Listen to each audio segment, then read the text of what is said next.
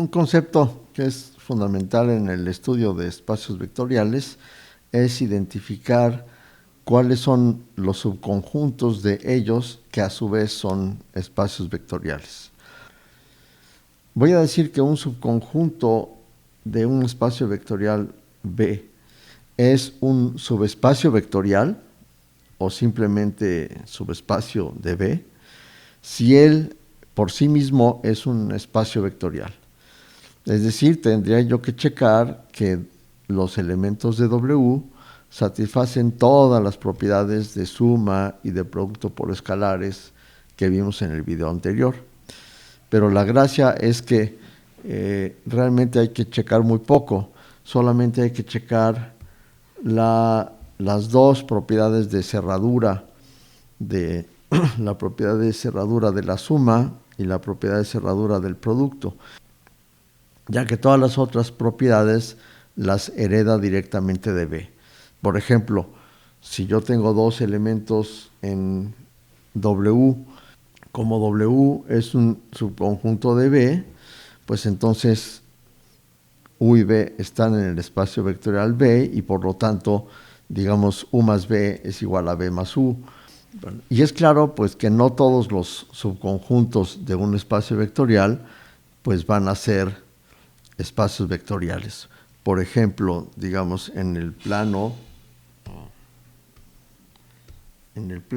R2, ¿sí? Si yo tomo un conjunto, digamos, si esto es W, pues claramente esto no es un subespacio vectorial de R2, porque, por ejemplo, si tengo un vector aquí y otro vector aquí, pues la suma de estos dos está aquí afuera, se sale del círculo este. Entonces, no es tan fácil que un subconjunto de R2 sea espacio vectorial. El subespacio vectorial más simple que tienen todos los espacios vectoriales es el conjunto formado por el cero únicamente. Es decir, si yo tomo elementos de aquí, pues el único que puedo tomar es el cero, ¿sí? Digamos, si lo tomara dos veces, pues 0 más 0 es igual a 0, que está en el conjunto cuyo único elemento es el 0, digamos, si esto es W. O si tomo un escalar cualquiera, el escalar multiplicado por 0 vuelve a dar 0, que está en W otra vez. Entonces, el 0 es un subespacio vectorial de cualquier otro espacio. Vimos entonces en este ejemplo que no todos los subconjuntos de R2 son subespacios, pero las rectas que pasan por el origen sí son subespacios de R2.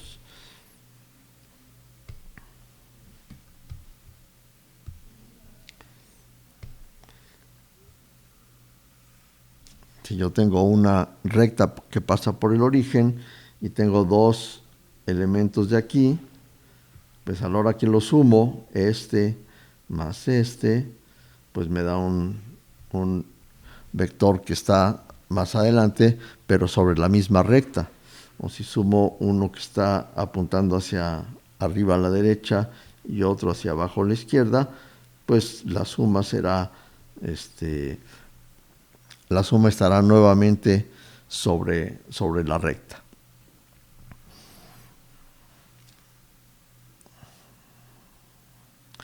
Y de hecho, esos son, bueno, y claramente todo el espacio R2 pues es un subespacio de sí mismo. Entonces, R2 tiene tres tipos de subespacios: el origen, las rectas que pasan por el origen y todo el espacio completo R2. En el espacio R3,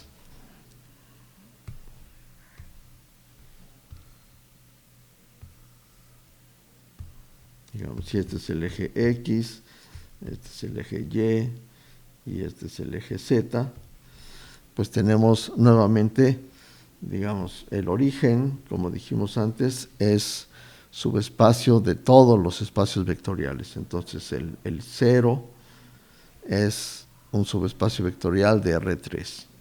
Ahora, cualquier recta que pase por el origen, nuevamente la suma de dos vectores que estén sobre esta recta va a estar otra vez sobre esa recta. También los planos que pasen por el origen, digamos, aunque nada más dibujo un pedazo del plano, el plano es infinito, se extiende en todas las direcciones, ¿sí? Si yo tomo dos vectores que están sobre el mismo plano, la suma seguirá en el plano.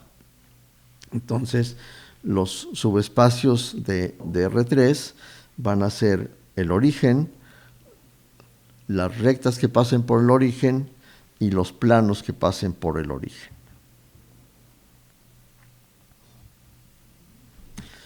Un ejemplo ya un poco menos geométrico es, recuerdan que vimos que las matrices, por ejemplo en este caso las matrices de 2×2, pues son todas las matrices de la forma A, B, C, D, ¿sí?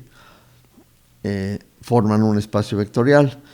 Si me fijo en las matrices que tienen ceros fuera de la diagonal principal, estas matrices también forman un espacio vectorial, ya que si sumo dos matrices de este estilo, pues el resultado se suman coordenada a coordenada, vuelve a ser una matriz que tiene ceros fuera de la diagonal. Y si multiplico una matriz de este estilo por un escalar, pues entonces el escalar también entra a cada una de las coordenadas y entonces me queda 4 por 3, 12, 4 por 0, 0, 0 y 28. Vuelve a ser nuevamente una matriz que tiene ceros fuera de la diagonal y cualquier cosa en la diagonal. Así que las matrices diagonales forman un subespacio del espacio de matrices de 2×2. Y todos estos espacios de funciones, las funciones continuas, las funciones derivables, las funciones acotadas o las funciones integrables, todas definidas en el intervalo AB, son subespacio del conjunto de funciones de todas las funciones definidas en AB. Como les decía, lo único que hay que checar es las cerraduras de la suma y del producto por escalares. Y en los cursos de cálculo se verifica que la suma de funciones continuas es continua, la suma de funciones derivables es derivable, lo mismo para las funciones acotadas y para las funciones integrables. Y también si tengo una función de cualquiera de esta familia y la multiplico por un número real cualquiera, el resultado sigue siendo una función de esa misma familia. Entonces aquí tenemos un ejemplo pues más complicado de subespacios de un espacio vectorial.